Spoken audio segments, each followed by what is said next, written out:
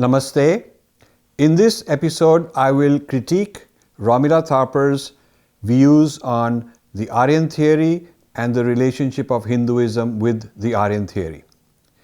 The most important point is her fundamental error in assuming that Hindus believe in the Aryan theory. Now, Vedas are apurusheya. Vedas say that they are authorless. They are universal. They are sanatana, means eternal and outside history, beyond history. So there is no such thing as, the Aryans are the originators of Vedas, because in Vedas the word Aryan does not even come. The Aryan is not even a Sanskrit word. Arya refers to people with noble qualities. So people with noble qualities can be anybody, and it's not a particular race. So this fundamental flaw in Romila Thapar's approach is that there are these people called Vedic Aryans, and she problematizes these Vedic Aryans. Later on we'll find she associates them with fascists, modern fascists, and she says that the entire Hinduism today is based on that assumption. This is false. The reason she's doing this is that European Indologists came from a biblical background where it was different tribes, some tribes were chosen people and so on. So when they started looking at Sanskrit texts, they had a tendency to try and look for something along those lines, and so they conjured up this idea of Vedic Aryans. But there are no such people as Vedic Aryans. So the entire thesis Thapar has is flawed. For example, watch this clip. And someone had the bright idea of saying that in those days, in Vedic times, the North Pole actually was located in Bihar.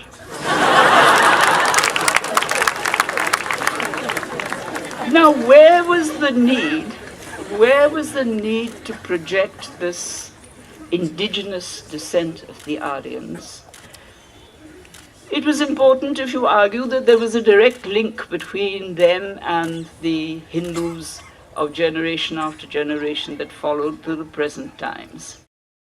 But Hindus do not assert the continuity of the Vedic tradition based on any Aryan race continuity. The continuity has to be understood in terms of Shruti and Smriti, two kinds of texts. Shruti are eternal knowledge, eternal texts that are continuous, and Smriti is all the historical changes that happen along the way, the complex relationship between the two. So there's both change and continuity. It's not something frozen in time like the Abrahamic texts, nor is it something that has no origin and no continuity at all. It's both continuity and change. And this has nothing to do with an Aryan race.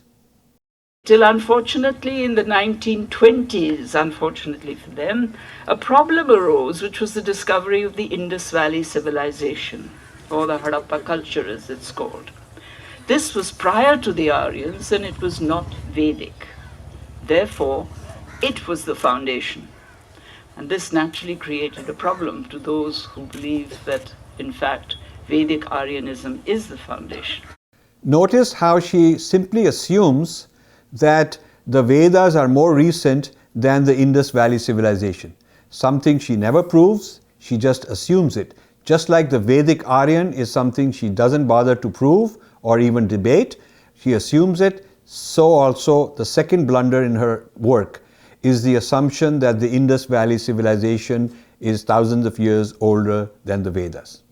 The history of the Aryans, as it stands today, on which so much of the ideology of Hindutva hinges, has become extremely complex now. She makes the false assumption here that Hindutva is based on the history of the Aryans. That is not true. In the next clip, she asks the right questions, but I will explain that her assumptions are wrong. We argue that cultures don't grow in isolation, so we need to know which other cultures coexisted and contributed to the cultural beginnings of Indian history, and how did this cultural mixture, amalgam, juxtaposition evolve? Those are the questions we are asking. Just because there's openness, is an open architecture, there's fluidity, there's flexibility, does not mean there's no unity. I mean, internet is an open architecture, but there is a unity. So there is a lot of fluidity, a lot of change, new guys coming, evolution, but there is a certain unity and integrity. What she hasn't understood is the idea of historycentrism.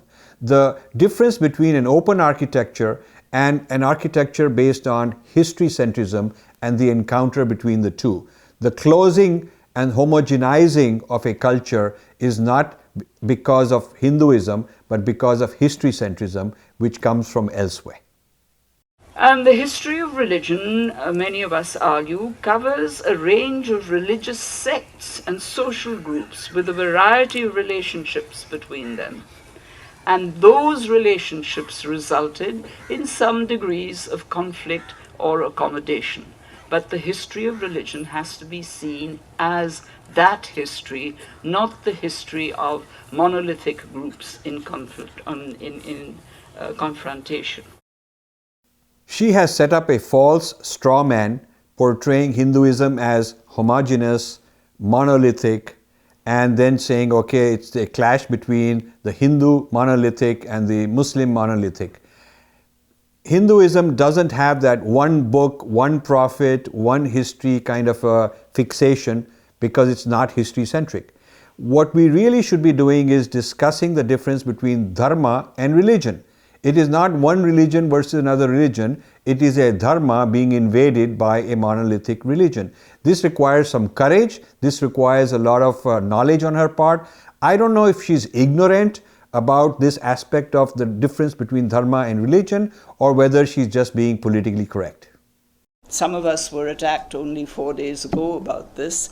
And that is the origin of the Hindus. This is encapsulated in what was often described as, some of us at least have described as the Perennial Aryans.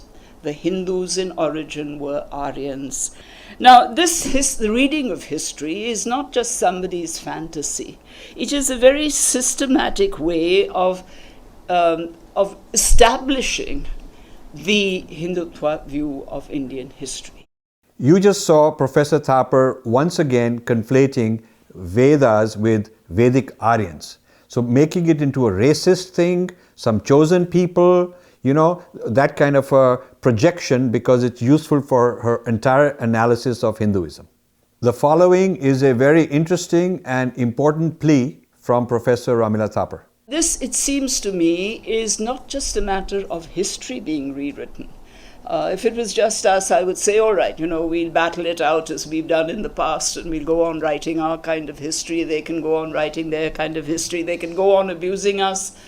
It seems to make not too much difference. But I think there's a very fundamental issue involved here, which is that it is an attempt to reduce all knowledge of any kind, history, non-historical, any kind of knowledge, to reduce all knowledge to a single narrative and to base that narrative on a single ideology.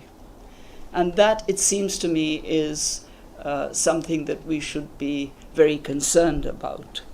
And secondly, it also means that those professionally involved in exploring new knowledge, in asking questions, in questioning the existing knowledge, they are to be silenced. Now, I'm sorry, this may be ending up on a very depressing note, but I think I may be wrong. I think that there is every right for everybody to have their own opinions and to have their theories. But please, can we just discuss these theories, either in public or in our institutions? But let's not get to the point of, first of all, abusing people viciously, and then, as Gita said, assassinating them. That's not what I want from my society. I agree with her plea for intellectual freedom and friendly debate. Therefore, I request her to accept my invitation for such a conversation between us, because her cabal has denied me access. They have branded me, come up with all kinds of excuses to exclude me. That is not consistent with her own principle of honest, open, friendly debate, including with opponents. So, Professor Thapar, tell me where and when I would love to come and talk to you. In the following clip, she makes a most outrageous allegation against modern Hinduism. This movement has its own history. It took shape from the 1930s, reflecting some influences of Italian fascism. They were very close to Italian fascism. It's outlandish that she blames modern Hinduism on Italian fascism. Now, maybe this is why she wants to claim that the Aryan identity, the Aryan race identity, is at the center of Vedic thought, because once she has done that and she's convinced people of that, then she can easily connect modern Hinduism with fascism. But the fact is that no Hindu today, no Hindu of substance, no intellectual thinks of some Italian fascism when they're thinking of their own identity. But interestingly, it appropriated the two dominant colonial theories, the Aryan foundations of Indian civilization and the two-nation theory. The core of the ideology is the identity of the Hindu. The Hindu is the one who can claim the territory of British India as the land of his ancestry, Pitri Bhumi, and the land of his religion, Punya Bhumi. Muslims, Christians, Parsis are presumed to have come from outside this territory. Professor Thapar suggests as though Islam and Christianity are of Indian origin, because she finds it problematic that people are presuming that these are foreign. Well, they are foreign. In the next clip, she does acknowledge what I have called the open architecture of Hindu society without saying it in so many words. These were religious and cultural forms arising out of the characteristic feature of India at the time, even in the last 1,000 years. It hosted differences. It had an attitude to all kinds of differences. And these differences could either coexist or get amalgamated or create new forms or confront each other. So there was a range of choice in how sects and differences were played out in the society of the time. And once again, we need to see the interactions of the various cultures and explain their mutations and be sensitive to the spaces that they created and observe the emergent identities that came out of them. Professor Thapar's praise for openness in Indian society during the past 1,000 years is incomplete. She ought to attribute it to the Vedic origins, to the Hindu openness which existed long before the Muslims got here. It did not suddenly become open because the Muslims were here. The second issue with what she just said is that she is refusing to acknowledge the role of breaking India forces and sepoys like her in closing what used to be an open society. It's because Hindus feel that they are under siege that they have to get organized and defend themselves. And the problem we are having today is not some inherent built-in flaw in Hinduism since the past, but something which is happening right now, and she's a part of it. Critical inquiry, as we all know, is essential to the advancing of knowledge. It is expected of a university to critically inquire into what may publicly be claimed as knowledge. Nationalism draws on the identity of the citizen. This is preeminent, but it cannot be the identity claimed as superior by any single group. It has to include the equality of all and the equal rights of citizens. Incisive debates on this are part of the nationalist enterprise, which is an ongoing enterprise of the relationship between history and nationalism. and universities are obvious places for such debates. We in India have had a head start with the constitution that we have and with our commitment to making the nation a secular democracy. The critical inquiry and critical thinking that she talks about is a wonderful idea, but we need to make it a level playing field so all voices are allowed to practice this. Right now, that is not the case. I also agree with her statement that nationalism must be open and inclusive. But what she has to remember is that nationalism in India is being contested by people who are branch offices, subsidiaries of foreign nexuses.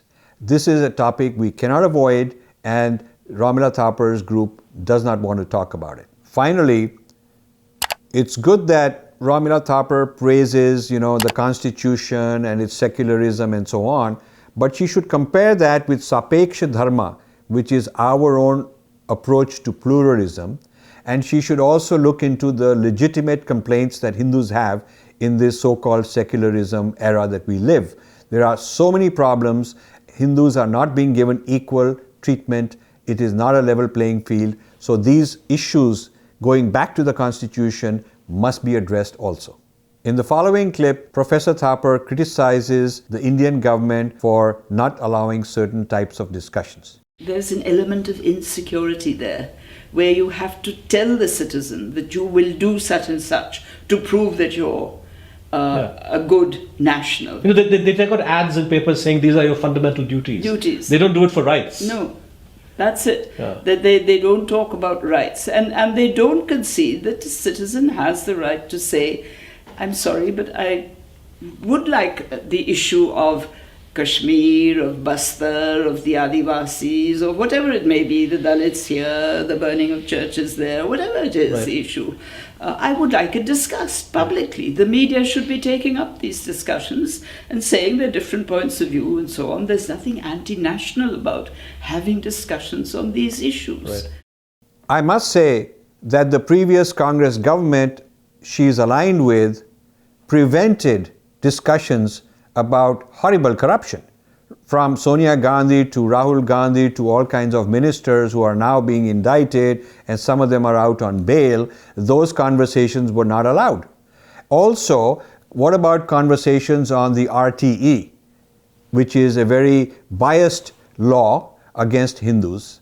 What about conversations on Hindu temples being under the government control? What about the rights of Hindus vis-a-vis the rights of other faiths?